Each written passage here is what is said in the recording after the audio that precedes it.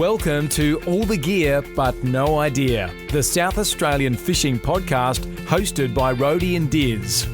The boys will share their tall tales of the one that got away, as well as some regular segments they know all you fishing tragics will enjoy.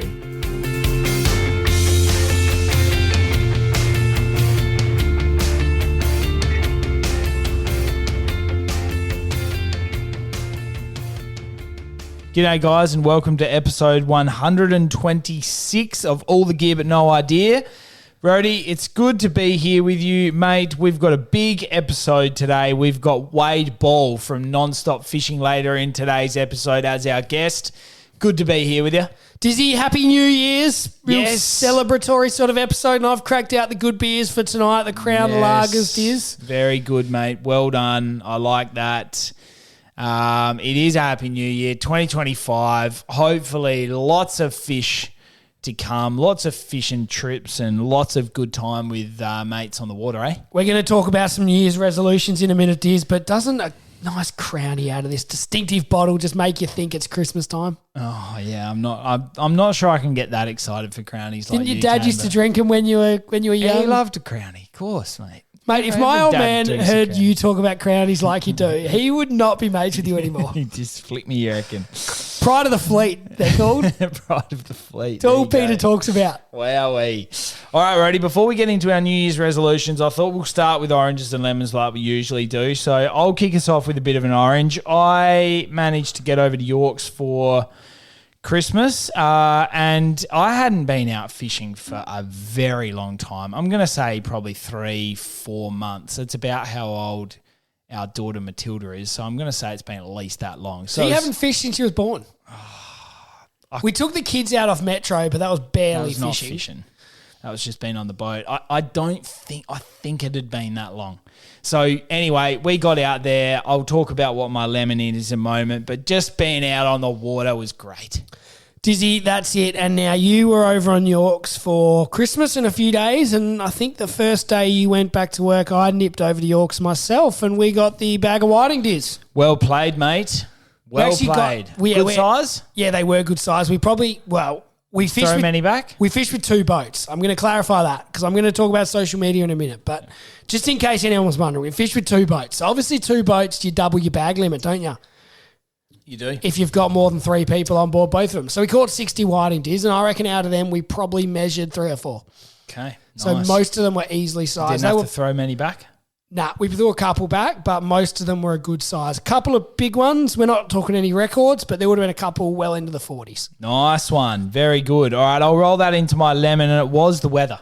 We haven't had a weather lemon for a while, but I'm going to roll it out. It was blowing its guts out. And bad time of year. Those first couple of days after Christmas when everyone was off work were no good. Yeah, it was. Like Christmas Day was pretty blowy, Yeah. northerly, hot Christmas northerly. Eve was okay. Were you over there then? No. Oh, well, late we were. Yeah. But But yeah. 26th, 27th, 28th, none of them were any good, were they? Yeah. Just had a few little weather windows where we got out there, managed to get a few fish. Enough to have a good feed anyway, so that was good. Rohdey, Bad time of year for it though, isn't it? It's not really fair when everyone else there. I think usually when you're over there on Boxing Day, you can just feel the place getting busier because the boat ramps non-stop. There's just more and more and more and more. But I don't think many people were putting their boats in because it was just too rough and they weren't bothering. What's your lemon, mate? Dizzy, social media trolls are at it again. We just cop our fair share, don't we? Mate, we hate keyboard warriors, don't Oh, and I knew that putting up 60 whiting without a caption was going to get me in trouble, didn't I? we? Yeah. So I put a caption. I made it clear. 2 boats, Yeah. 2 bag outs. That's 60 whiting. If Facebook could sort of have some sort of neon flashing light of you saying that, maybe those trolls wouldn't be such trollies. And we put up Instagram stories while we were fishing next to another boat. It wasn't like it came out of the blue. Yeah, God. Hopeless. Anyway, Diz, some people just like to let their opinions be heard, whether they're right or wrong or whether they know anything about what they're talking about or not. Yep. Good to see a few people stand up for us and tell those flogs they don't know what they're talking about. Yeah, good call. I think there's been enough positivity in there that's balanced out the trolls. But anyway, Diz, it's all fun and games. Now, what is your New Year's resolution? Well, look, my New Year's resolution is going to be to try and crack the meter kingy. Good. I didn't want any sort of business or family interest. I just wanted fishing. I'm glad you got the method for that. I've really got my New Year's resolutions sorted out there, mate. We got into a few kingies in last year. We certainly didn't. That was probably this time last year, January last year. Yeah, we haven't caught any. We haven't been cracked the meter sambo last year. That was good. Yep. Yeah. That's a good one. Yeah, wouldn't mind cracking the meter kingy. So we'll put that on the list. What's the plan for that? Port Augusta, or are you thinking? I think so. I think it has to KI be. or Cape Jarvis or something. I think. Look, anything else is a positive. If you are out wide and you manage to stumble across the school, or you can chase them, beautiful. But I think your priority number one needs to be get them when they're firing at Port Augusta. Beautiful, Diz, and I'm going to go with a good-sized mulloway from the Onk. Ooh, juicy. I told you just a couple of episodes ago, I've been working on the live bait situation, sussing it all out. I went down to the tackle shop the other day and bought a little burley pot to sit on the top of the water and get the liveys around. Nice, I'm mate. just working together that plan in my head because I think, like you say, Diz, been too long since you've been fishing. We've got another kid on the way, and I think those long weekend sort of over to Yorks type trips are going to be harder. So I reckon a little 3 or 4 hours after dinner could be my go. Yeah, okay, there you go. Like it. Well, we look forward to seeing if you can crack the code on that one. Of course, there is still a bit of merch. We cover that off every time. We're going to have something in the pipeline for all you listeners out there come winter time. So watch this space. Keep sending in your photos. We love that. We're going to be doing giveaways like no tomorrow. But, Rohdey, let's get into the news. Rohdey and Diz have been searching far and wide to bring you the latest news across all fishing in the state, and we'll give you the rundown on what you need to know.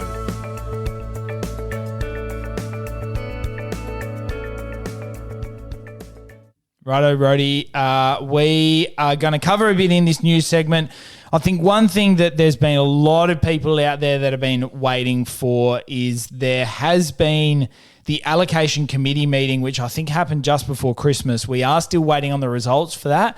We're going to be covering that ASAP, but we haven't got any news right now on it, have we, Rohdey? We certainly don't, Diz. We're going to bring that to you as soon as we can. King George whiting and yellowtail kingfish were probably the two big ones that everyone's talking about, Diz. People seem to think that the whiting bag limit could be under a bit of pressure, but who knows? Yeah, watch this space. And I think people are hoping that the kingfish become maybe rec only or maybe somehow cut down on the pros, but who knows? Yeah, good call, Rohdey. Let's see. Let's watch this space and we'll see how it goes. All right, another little news story coming to you from the Yorke Peninsula. This is Wauraltee Beach is closed for, I think it's overnight camping. Is that right? It is, Diz, and I'm glad you had a crack at saying that word, Wauraltee. Wauraltee. I can't say that to save myself, but overnight camping is going to be banned, Dizzy. And that's, I think it's boomed over the past few years, caravans, campers, staying on the beach, and the state government has now outlawed it from February 3rd. So it's the Wauraltee Beach area, including Second Beach, which is near Port Victoria.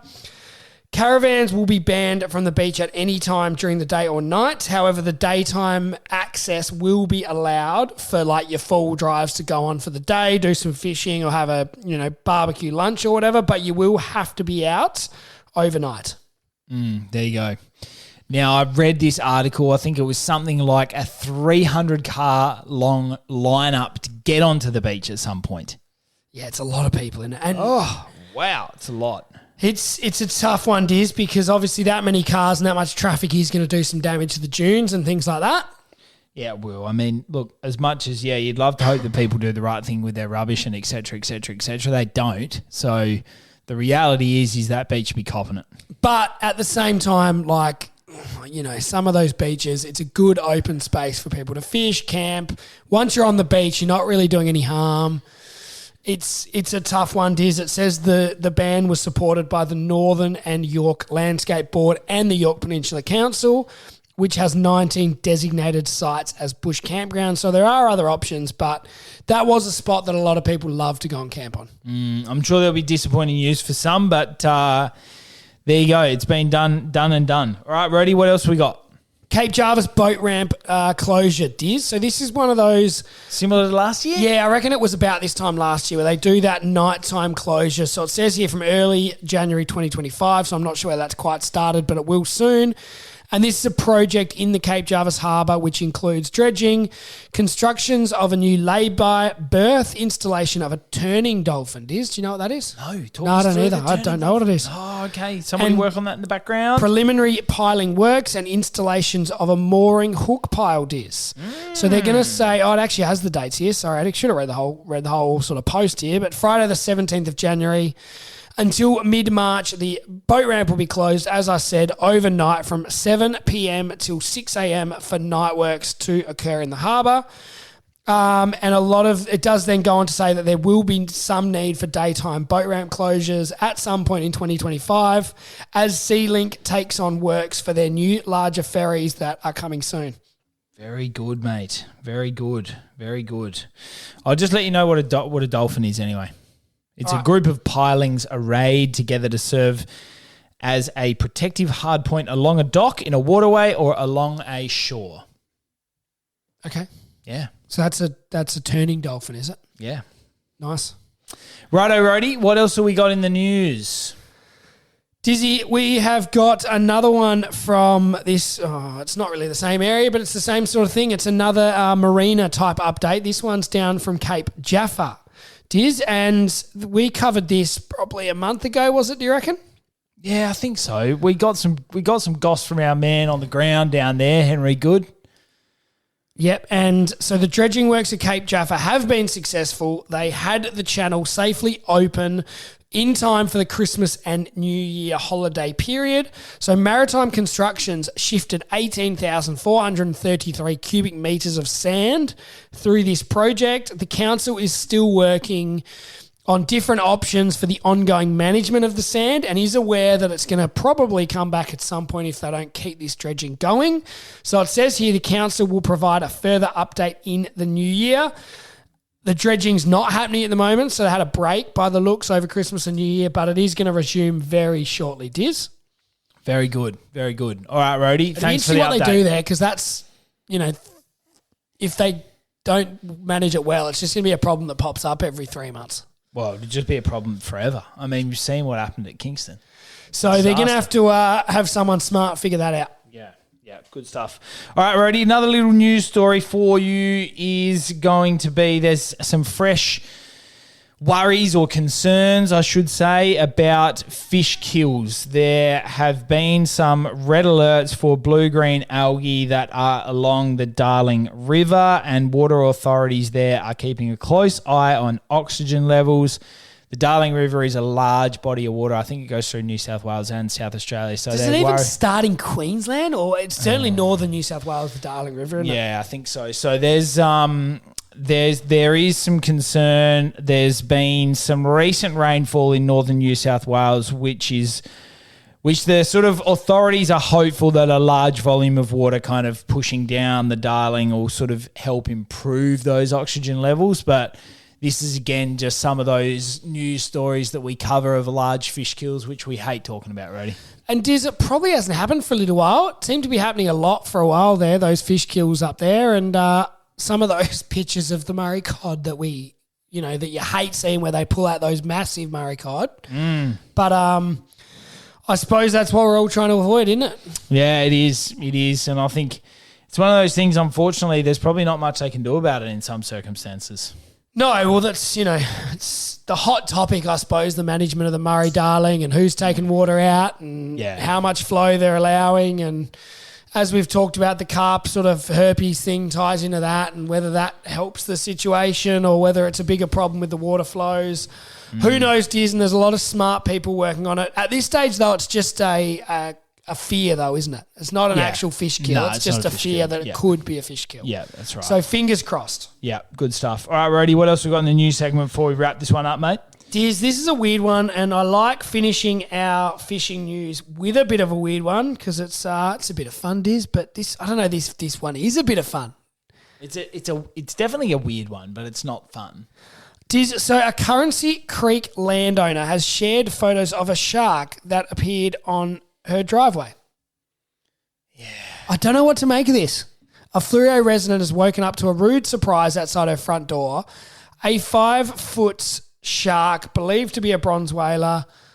No obvious reason why that was in her driveway.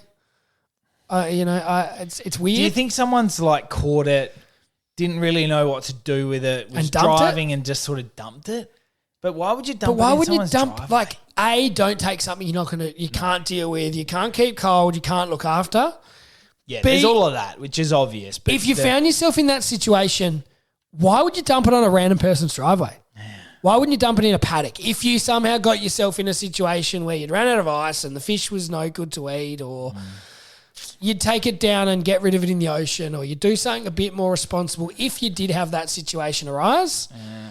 it's just bizarre, mate. But bizarre. it's odd. It's probably some sort of young hooligans. Yeah, I'd say young hooligans at play here. But Doing the I wrong think thing. the reality is you've got more questions than answers for this one. Yeah, and the lady who found it, 62 years old, and she couldn't pick it up. So she had to tie it onto the back of her car and drag it out off the driveway and bury it, because it would have got pretty stinky pretty quick, I imagine. Oh, yeah, that's for sure. And she's sort of saying that it could be a littering thing, and she's talking about getting cameras. So There you go. Maybe it's odd. she thought it might have been the same thing. All right, Rohdey, that is a weird one to wrap up the news segment. Good few stories in there. We love that, mate. Let's get stuck into the tackle item of the week.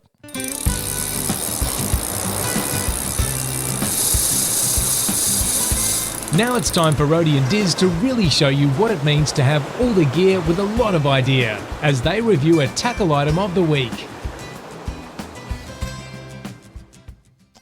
I do like it, Rohdey, sometimes how you sort of make fun of me in these tackle items of the week about how I come up with these weird ideas, but I think you've taken the cake here. No, this one's okay. I'd say it's relevant. Wouldn't you? Dad. You gonna tell everyone what it is you're bagging me out about? Well, it's mini bolt cutters. Yeah, what's wrong with that? Well, I'll let you draw the distinction for the listeners out there that are scratching their head going, I thought I was listening to a fishing podcast. All right, Diz. So you weren't there, so you wouldn't understand the stress of the situation when poor Norm the dog ate a fish hook. Bit of cheese with a hook through it, hook through the tongue. It was irresponsible dog parenting from the dog parents, I feel. What? Those particular dog parents are not fishermen, so they won't be listening. So let's blame it on them, not the fishermen. I'm happy with that. But anyway, Diz, that made me think, what happened? Like, we did get it out with a pair of pliers. Great. What would happen if we didn't? Yeah. What would happen if it was young Ned? What if he got a hook through his finger? What would we do? What if we're out tuna fishing and you've got a deep diving, hard bodied lure in a tuna and they flap around like no tomorrow when you get him in the boat? What if it flaps and gets you in the back of your calf? Yeah. I think having a set of bolt cutters in your boat and in your car is a responsible thing to do if you ever do have to get a hook out of someone's leg, someone's arm, or a dog's mouth. Yep, okay. So I've picked up 2 sets of 8-inch mini bolt cutters off Amazon. Yeah, Amazon. Interesting. Nice. Okay. Supercraft bolt cutter, 200 millimeters in size, $12.74. Pretty Nothing good buy. wrong with that. I bought 2 sets. Yeah. One for home, one for the boat, or? Left one in the car, one in the boat. In that, everyone's got that tub in their boat full of their sort of waterproof gear. Yeah. Where you got your spare fuses and your spare bung and all that sort of important stuff that you're probably, hopefully, never going to use. Yep.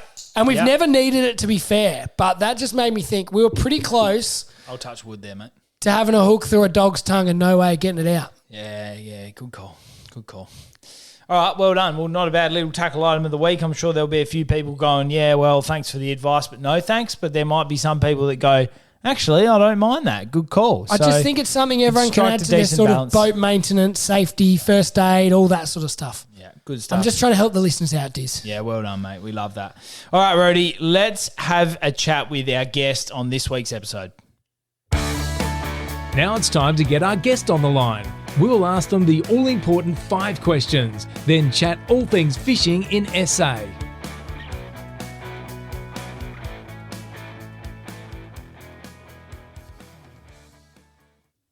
Righto, Rohdey, we are very lucky to be joined now by the man behind the Non-Stop Fishing page. All of you listeners out there will be very familiar with that. A big presence on Instagram, YouTube and TikTok. We're joined now by Wade Ball. Thanks for joining us, Wade.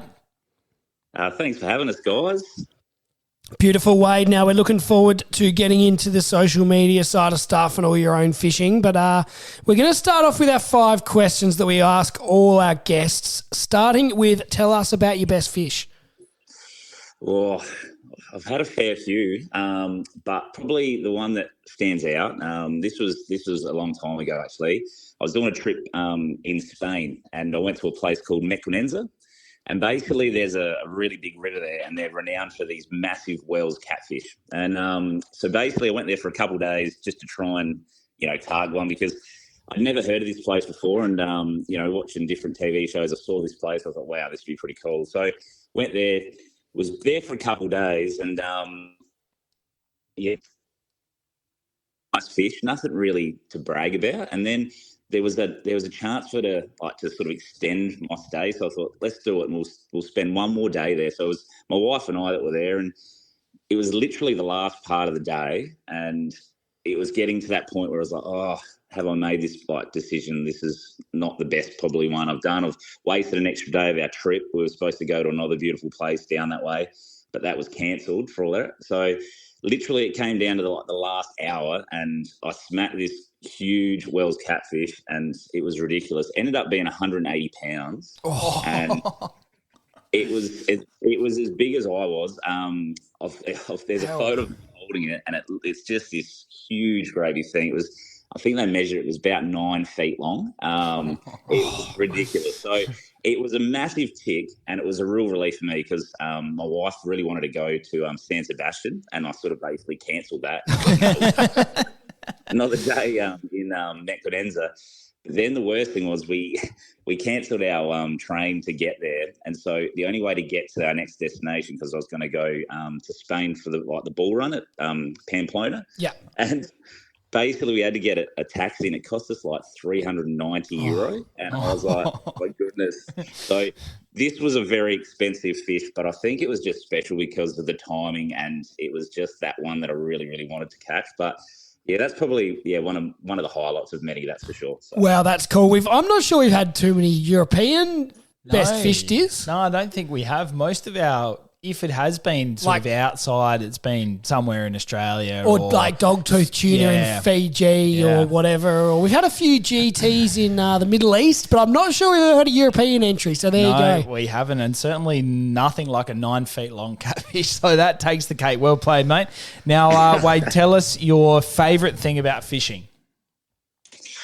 Oh, I guess everyone says it. It's being amongst it, having a crack at just fishing and just being in that cool environment. But I think it's about cracking the code as well. And I think you boys would agree. Like sometimes you might go out and have half a dozen sessions where you catch nothing, but then you just have that one session that it all works. Everything seems to line up, and it just makes you keen, and you want to go out and do it again. And I love sort of every sort of fishing. Like it can be inland river, it can be overseas, it can be out deep water jigging. And I just love cracking the code and trying to work out how, that fishery works. And, it makes you feel accomplished if you can do it on your own and in your own sort of boat or by yourself. I think that's just probably one of the big things I really like about fishing. So.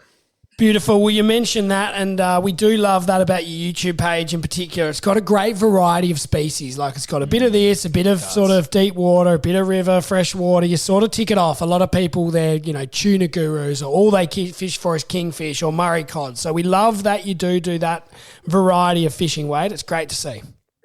Definitely. It's a good thing to do, and I enjoy. Yeah, it's just sort of everything. I've got mates who are sold just into whiting fishing, and they just love that. But you say, let's go to the river, and they're like, nah, we need a tide. We need a tide. So fair enough. Now tell us, Wade, what's your first fishing memory, or how'd you get into it? So I was brought up in the Riverlands. So I did a little bit of fishing with my dad, in the rivers and stuff like that. And I really enjoyed that sort of thing. But I think probably the one that really stands out, we started doing some random trips down Yorks and whatnot, and we did a trip down Point Turton, and basically it was the first time I'd ever been there, and the caravan park at the time, one of the cabins overlooked the jetty, and so I got the all clear to go down on my own. And I think my dad bought me a brand new pink squid jig, went down there, and it was the first time I caught a squid on my own, and I think that just ignited because I could see it come up, and from that point on, it was just loved going and just sort of chasing those different things, and that sort of sparked the obsession I've got now. And yeah, so thanks, Dad. That's a nice one for me to have. So yeah, brilliant. Take that. That's awesome, mate. Well done. Now, our other question that we have for you is your favourite sort of fishing, Wade. What's your most favourite sort of fishing at the moment? Favourite sort of fishing, I really do enjoy going out deep and dropping jigs, live baits, all that sort of stuff on those reefs, and just the unknown of what you could catch. I really enjoy going out in the bay and catching whiting, but it's you sort of know what you're going for. But when you're going out wide, there's just that feeling of the unknown. You might hook onto a really nice gummy, or you might hook onto a kingy or a sambo. So it's just that just not really sure what's going to come around the next sort of bend. And, it could be a real hot session where you're onto a few different things, and then all of a sudden you'll just see this random thing come out. It'll be a big shark. It'll just be like lurking that you didn't even know that was there. And it's just so many elements that come to I'm going to go out deep water. And I think that's really good. And especially if you can go out and there's a place where there's not many people and it's just you and your mates just on the boat and you've just got that time out there. I think that's probably my favourite sort of fishing, definitely. Beautiful, Wade. That's very good. Now tell us your funniest fishing story or the one that got away.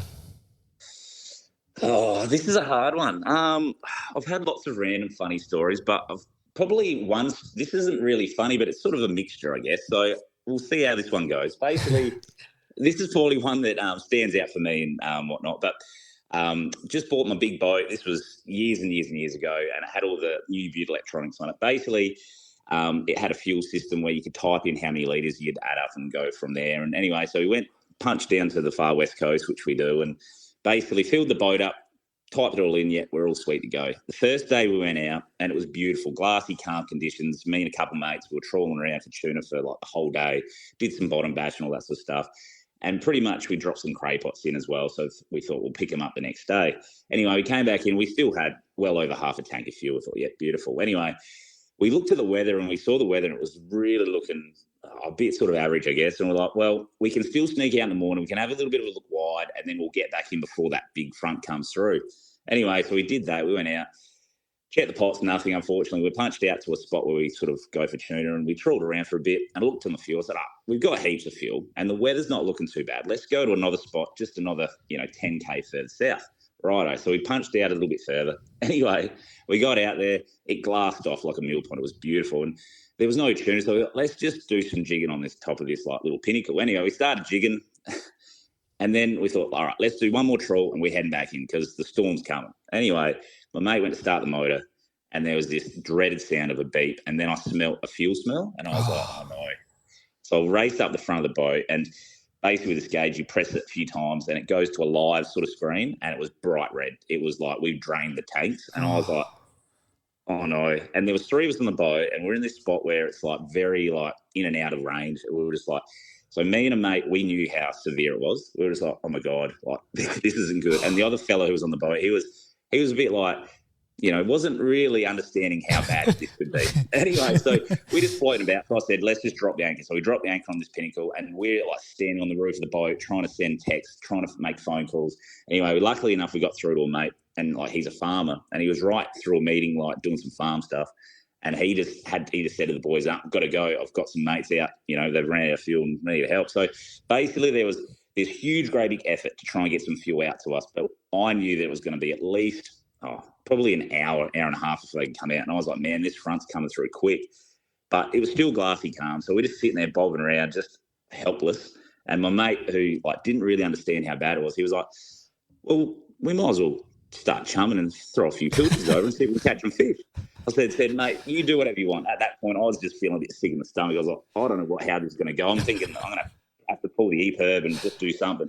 Anyway, he starts chumming, brings this huge school of monster trevally, and it was ridiculous. I was like, it really did, help with the time. Schools of tuna are popping up everywhere, but we couldn't do anything about it. We were just watching them. Anyway, we were there for a good probably hour and a half, 2 hours. And it was glassy, calm still, and I was like, God, I hope we can get some help. Anyway, in the horizon, we saw the splash of a boat coming. We were like, oh, hooray. Anyway, pulled up, filled us up. I said, nah, I'm going. You have the tuna rods, you do a bit of tuna fishing, but I'm going in. As soon as we went around the point back to the boat ramp, it was like a switch. I'd never experienced it before. It was like easy 30, 40 knots. The winds were massive and waves were going over the boat just to get back into where we were sort of, parked and whatnot for the boat ramp. And got the boat on the trailer, news had spread, and basically we pulled up and there was a little shack out front. There would have been probably, at least 10, 12 blokes there, and they were all there because they'd heard what had happened and, and it was a bit of a wow, for me. And I was just like, couldn't believe it. So what had happened, the mechanic, we took it in for a service a few weeks ago, he reset everything, but he just made up some numbers. So he didn't really put in the correct numbers. So anyway, I learned a very valuable lesson that day. Now, when I fill my boat up, I fill it up, and then as soon as it starts coming out the overflow, I know it's full. But yeah, it was one of those trips. It was, I guess it wasn't funny, but at the time it was like really quite scary. But then looking back on it, it was like a very good life lesson I learned. And it's probably the most helpless I've ever felt in any situation. Just couldn't do anything. I could not believe how bad it was. So it was definitely a lesson learned, and a lesson that I'll never do that again for sure. So. Oh, it must have been one of those times where you're out there and you just feel so silly about yourself, but then such a relief, I suppose, when you get in safe and sound. Yeah, 100%, 100%. And I think all the lads that were at the shack, they definitely made me feel that. And I've basically lived for that for the last 10, 12 years of since it's happened. So those things don't disappear, unfortunately. No, that's right. Good lesson for everybody on the podcast listeners out there as well, mate. So thank you for sharing that one. That's very good. Let's get into your YouTube page, mate. As we said at the top of this section here, Non-Stop Fishing. You've got close to 2,500 followers, about 120 odd videos, mate. You do a fantastic job on your page. As we said earlier, you cover off a whole range of different varieties of fishing and a bit of this and a bit of that, and we absolutely love it. Tell us how it started. What made you sort of get into filming and creating the YouTube videos, Wade? Well, I guess it all started, it was a bit like I sort of wanted to create like an album that I could rewatch, later down the track. And so when I first started, it was just very basic stuff. I'd put a video together, put some music to it, and it was just good fun to rewatch these things. And then as the time sort of progressed and I sort of started doing a bit of solo fishing, I found myself, when I went out by myself, it was like quite boring. Like you don't have anyone to talk to, and it gets to that point where you're just like sitting around, you're fishing, but it's not as fun. So I started, doing a lot more like talking to the camera and whatnot when I was by myself, because I was like, well, I've got nothing better to do, like especially if the fish aren't biting. So that sort of made time go through a bit quicker, which was good. But I think it was just been good to create something that I can look back on, trips that we've done, and just look at the things that the fish that we've caught, and when I'm a bit older and I can't, be bothered going out fishing and going those areas where I've probably done in the past, I can read just visit them and just enjoy those times and whatnot. So. Yeah, very good, mate. That's a good way for you to, like you say, capture some of those memories and, mate, you're sharing it to the masses, and I'm sure everybody else is loving it and learning a few things along the way. Talk us through what boat you've got, mate. We just had that in your last question there. What boat do you get out wide on? So I have a 2150 Stabicraft. It's basically 2012 built. Beautiful boat, big hard top, so you can really punch out wide, and really chase those fish that are a bit, sort of located a bit further offshore. But it's also, a great little boat just to even, go out in the bay and go crabbing and, just do a bit of whiting fishing and whatnot. But I've also got a smaller sort of side console tinny, and I do a lot of metro fishing in that, just because, we've got such a good fishery out here, and you can go on the Port River, you can take it up the, the Murray River, and it's just a good little versatile boat that the bigger boat can't do, if you know what I mean. So it's just nice to have yeah, I'm very lucky actually to be able to have 2 boats. But yeah, just be able to have that versatility of going in shallow places and fishing like, areas that I wouldn't be able to get in with a big boat, but then also punching out wide where, you've got to do the Ks to get to where you want to, whereas, where the big boat just loves it, whereas the little one might find it a bit difficult. So. Beautiful, Wade. Well, we've got a Staby craft ourselves, not quite as big as yours. And your tinny, I'm looking at it right now, it actually looks quite similar to our old tinny, Diz. So you've sort of got the new and the old for us. Beautiful. Fantastic, mate. Now, tell us about your Far West Coast trip. You've been over there recently. Give us a few of the highlights. So basically it's a trip we do sort of annually.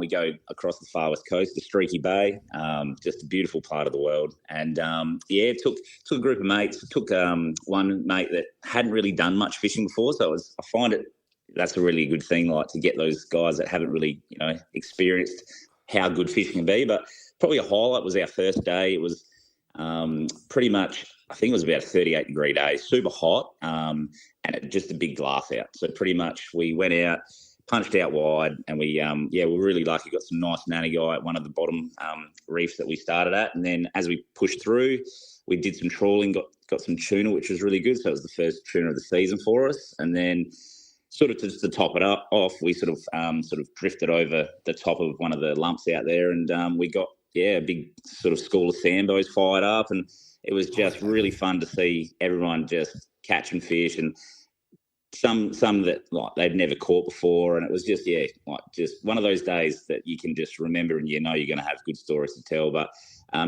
general, the overall trip's just great, like just to get down that way and just have some fun with the lads. It's really a good little trip. Very good. Streaky Bay is a great part of the world. We went there 3 or 4 years ago and loved every minute of it. Now, you talked about the tuna. Were there lots over there? You reckon they're getting closer to the sort of Metro, Victor Harbour type waters?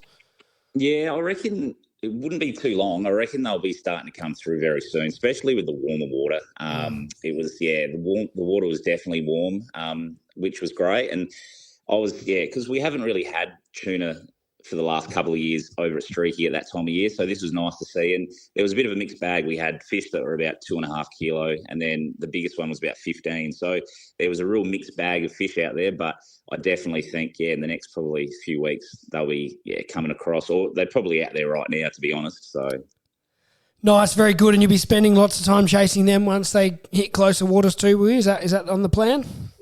That's a tricky one. So I'd like to try and get the tinny out like off, on a real nice day, and try and like catch a couple tuna out off that way. But we'll see how it all goes. It's one of those things. Just unfortunately, when the tuna arrives, so do the crowds, and I'm not a huge crowd fan. I love finding a bit of remote water and whatnot. So yeah, you're not wrong about the crowds. They certainly rock up in droves, that's for sure. Beautiful, mate. Well, what else have you got on the horizon for either your own fishing but also your pages, mate? What's next in the? You got a big trip planned, or you're looking forward to something throughout the course of 2025? Now that we're one day in. Well, that's it. Yeah. 2025 is going to be a big year. I reckon. I want to try and do a few trips, sort of down the west coast again. And maybe do some island, like go off to the islands and maybe do some like overnighters and like spend some nights out there and just really explore some of those outer reefs, because some of those places, like you see videos of them and you hear about them. And I think that's definitely a trip that I want to do in the next few months. But I really want to crack a barrel. It's one of those fish that it's just trying to find the weather, trying to find the time and find the crew to be able to go down, Port Mac. But the beauty about it is now they're starting to catch them off, Port Lincoln Way, and you can go off from Marion Bay. So I reckon that's definitely going to be on the cards. I reckon I'm going to give that a crack again, probably with the crowds. But it's one of those fish that, I'd love to tick that one off, especially for 2025. That'd be a highlight for me, that's for sure. Beautiful. Well, that's certainly a bucket list fish, and one that I would say is probably worth fighting the crowds for. No, definitely. Well, we look forward to seeing that on all of your socials, mate. We hope you crack the barrel. Thank you very much for coming on and sharing a bit about your fishing and your pages that you do. Keep up the great work, and thanks for having a chat with us. No, all good. Thanks for having me, guys. Good to have a chat with Wade, Rohdey. Yeah, Diz, that was a really good, informative chat. His Instagram, YouTube channel, Nonstop Fishing, has a lot of, like I said, a lot of variety of fishing around the States, and catches plenty of fish, Diz. Yeah, it does like a lot of, bait preparation and other bits and pieces in his YouTube, so it's all good. He's got TikTok too, so he's one step ahead of us. He is. Well played. All right, Rohdey, let's get into the fishing report.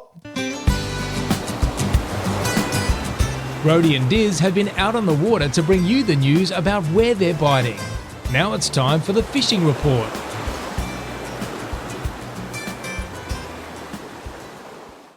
Rohdey, the whiting are biting on the Yorke Peninsula. They certainly are, Diz. You went out a couple of times. Yeah, You had Christmas at Black Point, didn't you? couple of short weather windows. I reckon we probably wound up with 15 over a few different trips. Yeah, not bad. Yeah. Not bad, not great. Not bad. We had one session where it was sort of firing for like, I reckon it was probably a dozen fish. Yeah, nice. And that was good fun because they were just biting like hot and they were good sized fish. We had a couple of 46s. Ooh, that's good going. Yeah. Couple of 46s, couple of double headers. Nice. But yeah, the light let us down in the end, mate. It got dark. What, don't whiting bite in the dark, or Wow. you and Dave are a bit scared, had to get home and tucked in bed before the sun I had sets? to tuck myself into bed. The red wine was calling. Oh, can't drink red wine on a boat? Nah. You drink beer on a boat. Nah, nice. Fair enough. All right, well, yes, I followed you over there, Diz, a couple of days later. We went down the bottom end Yes. and did Spot X, Y, and Z. a lot better than you did. Yeah, you had a whole day, mate. A whole day, mate. I did a day trip. You're over there for like a week. Yeah, your whole day you fished probably triple the amount of time. So we went out from Port Morawi, Diz. A few people asked that on the Instagram, and I thought, I'm not going to tell you on Instagram. You got to listen to the podcast to get that sort of goss. Fair enough. One person asked how far from shore, so tell us. Should we just say, like, it was actually not that far from shore, 3 or 4K. So that means they've got to follow the whole coastline. Yeah, they're going to have a fair bit of work to do. So anyway, but yeah, Diz, we smashed it. 2 boats, 60 whiting, good size. Good fun. And Diz, I know we've had this tackle item previously. I was using that Vexed fishing system. Yeah, I saw they reposted that. Good stuff. I got 3 double headers in consecutive drops. Wow. How good. And I reckon, so if there's, if our boat caught 30, the other boat caught 30, Yeah. I reckon I would have caught 24. Oh, my gosh. You hate to hear that because you know that it's a lie. I certainly caught the most. Nah. Certainly. So Let's move on to Jack fishing and Pete will, I think they'll agree I caught the most. They might not agree that it was fully 24 out of 30. Maybe 16, 17 out of 30. I'm sure that they wouldn't. But they were really good, those Vex lures. It just gives you a bit of another string to your boat. The sinker sort of acts as a fish attractant too, Diz. So hit them up, Vex lures. Good stuff. All right, what else we got in this fishing report before we wrap it up? We know there's tuna on the far west coast. We've heard that exclusively here today, We Diz. have heard that. We know that the water is getting warmer and we're hoping that they'll appear on our metro Not really metro, Fleurieu coast. Fleurieu coast York's coast. soon. We'll keep our ear close to the ground on that one. So, Diz, I did, what was that, maybe the 28th or something. I headed out from Warina and we had a bit of a look. Was there many boats out? There was, but there was a lot going. You know, when it's hardcore tuna, they're there. There's a lot of big boats going from Warina and heading south towards Cape Jarvis and finding tuna sort of outside of that marine park there, which we went and had a bit of a look. We didn't go all the way to Cape Jarvis. We sort of weren't convinced they were there, and the weather probably wasn't quite up to it. But a lot of boats on this day were little tinnies, and they were going right back towards Normanville and fishing for squid and whiting and tommies and whatever else. So I don't think there were too many heading out to Cape Jarvis. We didn't see any. We didn't hear of any. But we thought while we're there, we might as well go have a little bit of a half look around, and then went for some squid, which we did donuts on. Yeah, righto. Disappointing. Anyway, good to have a little bit of a scouting mission. Well done. There's always a part of you that thinks, I could be the first one this year. Yeah. I'll go off Victor or Cape Jarvis or Warina or whatever it is. Yeah. And I might be the first one to spot them this year. Yeah, you hope so. It's always good to hope so. be ahead of the curve, Diz. Absolutely. All right, there's a few sharks nipping about, Rohdey. Dizzy, yes. Murdochs, they got him over on Althorpes, that looked like Diz. That was a good-sized shark Angus was holding up. Okay, yeah, I don't think I saw that. Must Fair have missed enough. that one. And I think it was Zach Martin tagged us in one on his Instagram story. I think he was down the did see that one. southeast.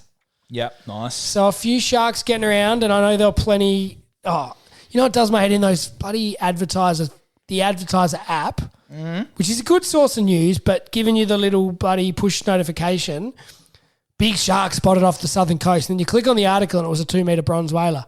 And the 2-metre bronze whaler was probably reported by someone that doesn't know what they're talking about. Yeah. And it was like 1.20 meters. Yeah, true. And they're sending out this thing saying, everyone get out of the water, there's a big shark. Huge shark. Yeah. Like it's not a 4-metre great white. Mate, they love dramatising. That's Probably a that's 4-foot full-time bronze job. Anyway. All right, blue swimmer crabs, plenty over there. That's all I'll say about that. You targeted them or you No, just... we didn't target them. Dad's been out though. No problems. No. Plenty to Good get job. a feed. Went out with next door neighbour. Did he? Yeah. He Hasn't said got his boat in, so they were both interested in getting a feed. So they went out for a couple of hours on the tide on the change. spit there at Black On the Point. spit, no problems. Actually, who was I talking to? Jack's old man was talking to Michelangelo Arcus, Diz. Oh yeah. Former guest of the show, and he actually smashed the crabs at Black Point too. Yeah. Well, when we had him on, he said that's his favourite pastime. Yeah. So not surprised yet. And They're down there. Beautiful. I saw the men's fourth got swimmer crabs too. Yes, they did. A good feed of squid too. I think I saw them. So that'd be over at their place on Yorks as well. So everyone's having good fun, getting out on the water, family and friends. We love seeing it. Diz, that's a pretty good fishing report, and that's a pretty good episode. Beautiful, mate. The listeners, of course, everyone, if you're listening into this, you know where to find us. But if you don't, share it far and wide. You can find us on Facebook, Instagram, and anywhere you get your podcasts. Tune in. Episode 127 coming to you next time. Rohdey and Diz hope you enjoyed today's episode of All the Gear But No Idea. Keep up to date by liking and sharing us on Facebook and Instagram. And you can subscribe on all the major podcast platforms. Until next time, good luck fishing.